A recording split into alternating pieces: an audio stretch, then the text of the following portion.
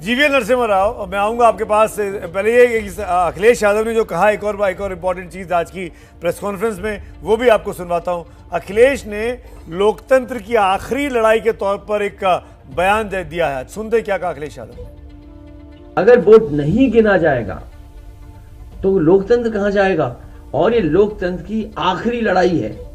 मैंने कई बार कहा कि उत्तर प्रदेश का चुनाव लोकतंत्र की आखिरी लड़ाई है। इसके बाद तो जनता को क्रांति करनी पड़ेगी, तभी बदलाव आएगा। क्या मतलब है इस बयान का जीवीएल, आप क्या समझते हैं?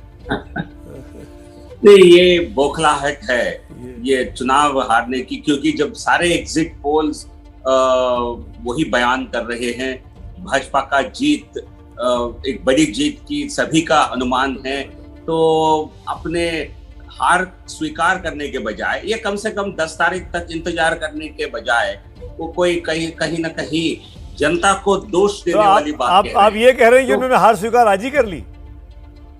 आप ये कह रहे हैं कि अखिलेश ने हार आज ही स्वीकार कर ली? न तुरंत नहीं स्वीकार, उन्होंने अपने मन में तो स्वीकार पहले ही कर लिया था, बट लेकिन उस हार को उसके हार के लिए कोई बहाना ढूंढना वो उन्होंने आज से शुरू किया, क्योंकि आज कल के एग्जिट पोल्स के बाद उनको लगा कि 10 तारीख के चुनाव के नतीजे उनके खिलाफ ही होंगे और हमारी जीत और ज्यादा भव्य हो सकती है। उनको जमीन की स्थिति मालूम है, हर राजनेता जीवीएल सीपी राय आपकी बात का जवाब देना चाहते हैं। राय साहब, क्रांति की बात क्यों की? जनता को क्रांति करनी पड़ेगी, क्या वो उकसा रहे हैं जनता को कि अगर हार जाए सपा तो क्रांति करो, सड़कों पे आओ, प्रोटेस्ट करो? मैं उनकी बात का जवाब नहीं दे रहा हूँ जी, मैं अखिलेश जी की बात पे कहना चाहता हूँ जी। अखिलेश जी एक पार्टी के राष्ट्रीय अध्यक्ष हैं, पूरे 5 साल मुख्यमंत्री रहे हैं, और कोई जरूरी नहीं कि आप हर बात पर मुंह खोलें और जवाब दे ही दें। उनके पास पूरे प्रदेश का नेटवर्क है, आईटी का भी अपना है, टेलीफोनिक नेटवर्क भी है। वो जो निर्देश देना चाहते थे वो सीधे भी दे सकते थे।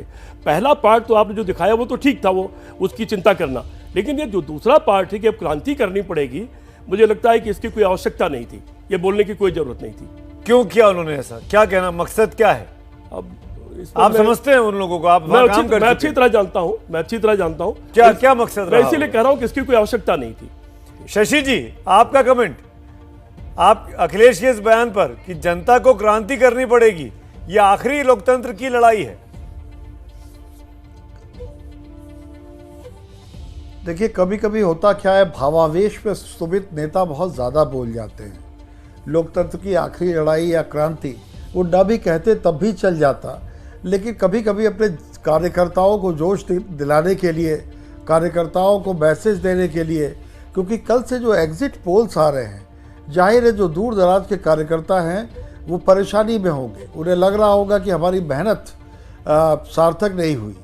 तो ऐसे में नेताओं का काम है, आपने कल ही देखा होगा कि अखिलेश यादव ने कल ही ट्वीट किया था, छात्रों को धन्यवाद दिया था कि उनकी वजह से वो बहुमत का आंकड़ा पार कर गए। चुनाव तब खत्म हुआ ही हुआ था जी, एग्जिट पोल आने शुरू हुए थे, लेकिन यूपी का आया नहीं था तब तक। उन्होंने ये कहा, उसका राम गोपाल जी ने ट्वीट करके एग्जिट पोल्स पर सवाल उठाए। तो ये कार्यकर्ताओं का मनोबल बढ़ाने के लिए है, और न कहते तब भी चल जाता, पर मैं इसको कोई बहुत ज्यादा तवज्जो देकर इसको बहस का मुद्दा नहीं बनाना चाहता। भड़काना तो नहीं है ये, अपने कार्यकर्ताओं को तैयार करना तो नहीं है कि उतरो सड़क पे आओ। नहीं, बिल्कुल भी नहीं, बिल्कुल भी नहीं।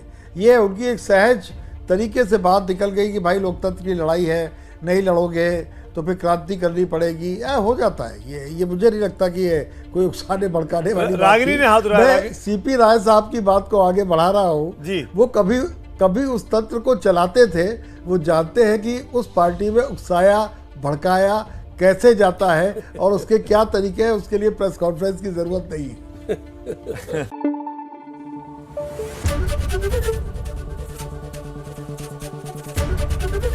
एबीपी न्यूज आपको रखे आगे।